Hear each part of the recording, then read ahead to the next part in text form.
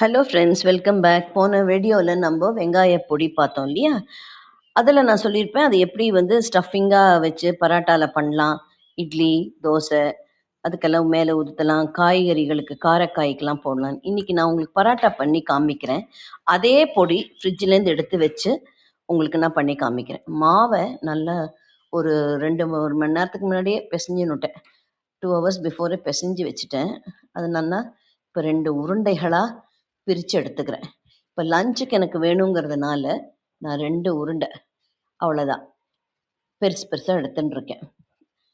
வேறு பண்ணுறதுக்கு கொஞ்சம் சோம்பேறித்தனமாக இருக்கிறதுனால இந்த மாதிரி 2 உருண்டைகள் லஞ்சுக்கு தேவைப்படுற அளவுக்கு நான் எடுத்துட்டுருக்கேன். இப்போது பாருங்கள், நான் பண்ணி வச்ச அதே வெங்காய பொடியை தான் நல்லா உதிராகவே ஃப்ரிட்ஜில் இருக்குது பார்த்தீங்களா? ஒரு மாதிரி செத்துண்டா மாதிரிலாம் இல்லாமல் ஈஸியாக உள்ளே வச்சு அதை நான் பராட்டாக்கு உள்ளே வச்சு மூடி ரோல் பண்ணுறேன். பாருங்கள், நல்லா உருண்டையை வந்து நல்லா இப்போது ரோல் பண்ணிக்கிறேன், எந்த ஒரு கேப்ஸ் இல்லாமல். இப்போது அதை நம்ம உருட்டின்ற பிறகு தொட்டு ஆர்டினரியாக இட வேண்டியது தான். ரொம்ப பிகினர்ஸ்க்கு நான் சொல்கிறேன், ரொம்ப அழுத்தப்படாது.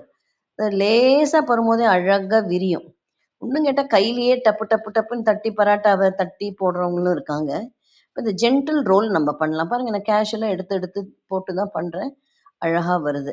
ஏன்னா அந்த இதில் வந்து ஆனியன் பொடியில் அவ்வளோவா ஈரங்கள் இல்லை. ஈரங்கள் இருக்கும்போது கொஞ்சம் அப்படி இப்படி பிதுங்கி வரும். நமக்கு அந்த ஒரு சின்ன டென்ஷன் இருக்கும், இப்படி பிஞ்சு வருதேன்னு.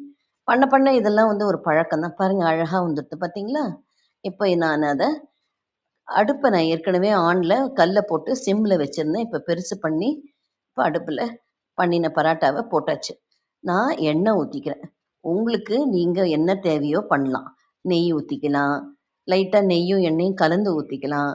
பண்ணின பிறகு மேலே பட்டர் போட்டு அதை பியூட்டிஃபுல்லாக நீங்கள் அதை இது பண்ணி சாப்பிட்லாம். சீஸ் போட்டுக்கலாம், எல்லாம் உங்கள் இஷ்டம்தான்.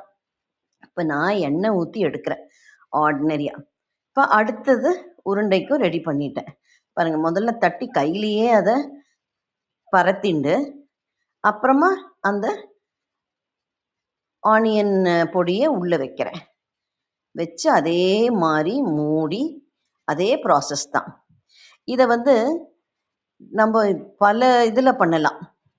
இப்போ இந்த பொடி வந்து இப்போ நான் இன்றைக்கி பராட்டாங்கிறதுனால உங்களுக்கு நான் பண்ணி காமிக்கிறேன். இட்லி பொடிக்கு போடும்போதும் அருமையாக இருக்கும். இட்லி மீந்த இட்லி பண்ணுறோமோ இல்லையோ, அதில் ஃபஸ்ட் கிளாஸாக வரும்.